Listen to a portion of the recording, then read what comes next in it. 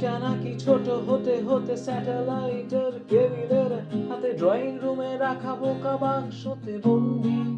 আহা হা হা আহা আহা হা হা আহা আহা। ঘরে বসে সারা দুনিয়ার সাথে যোগাযোগ আজ হাতের মুঠোতে, ঘুচে গেছে দেশ কাল সীমানার গণ্ডি। আহা হা হা আহা আহা হা হা আহা আহা হা হা।